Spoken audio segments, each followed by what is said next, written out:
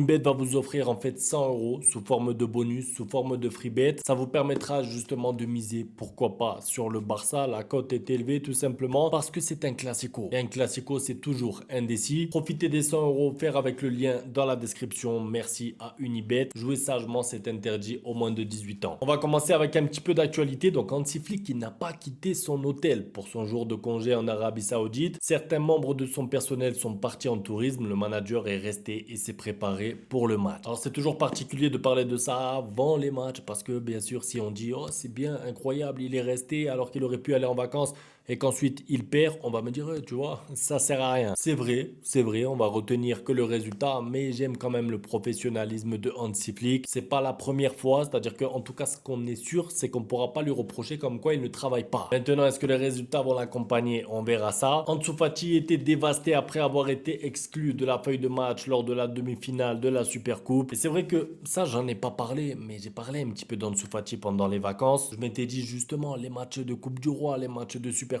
peuvent l'aider à avoir du rythme, peuvent l'aider à avoir du temps de jeu. Si maintenant on voit qu'Ansu Fati joue 20 minutes pendant les matchs de Coupe du Roi et qu'en Supercoupe il n'est même pas sur la feuille de match, ça va devenir vraiment compliqué pour lui. C'est-à-dire que justement, je m'étais dit, s'il y a bien des matchs où on peut voir Ansu Fati, c'est dans cela. C'est pas pour lui manquer de respect, mais en fait, il faut être logique et dire la vérité. On ne verra pas Ansu Fati titulaire comme ça par hasard, par magie lors d'un classico en finale. C'est pas demain qu'Ansu Fati sera titulaire. Sauf si Rafinha tombe malade, Lamine Yamal se casse le pied dans le bus, sauf tragédie. Donc moi je suis un peu triste pour lui. Maintenant je me dis qu'Hansi Flick, s'il fait ça, c'est pour une raison. Ça veut dire que quand je vois comment fonctionne Hansi Flick concernant la méritocratie, etc., à aucun moment je me dis il fait ça parce qu'il n'aime pas Ansu Fati. En fait pour moi il y a une raison simple et footballistique, laquelle je la connais pas. Rien ne se passera autour de l'affaire Araujo avant la fin de la Supercoupe. Il y aura des négociations entre les clubs après la fin du tournoi et je trouve ça normal. Moi, j'ai pas parlé encore de ce dossier. Pourquoi? Parce que moi aussi, je suis là à attendre le match, la finale. D'abord, j'attendais la demi-finale. Ensuite, je regarde la demi-finale. Ensuite, je parle de la demi-finale. Là, ça y est, on parle maintenant de la finale et elle a lieu demain. Donc,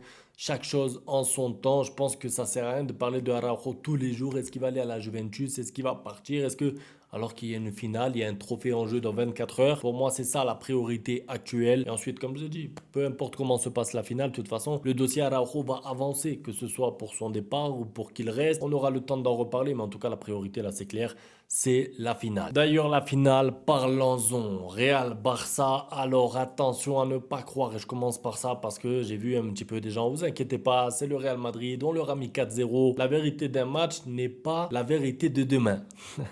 La phrase de philosophe. Je sais même plus si c'est ça la phrase, mais vous avez compris quoi. C'est-à-dire que, honnêtement, dans le 4-0, on peut pas dire non plus que ça a été une leçon de football du début à la fin du match. D'ailleurs, si je dis pas de bêtises, à la mi-temps, il y avait 0-0. C'était compliqué. Le Real Madrid avait mis un but ou deux refusé pour hors-jeu pour quelques centimètres. Donc, attention à l'excès de confiance. Attention à ne pas croire que le match est gagné d'avance.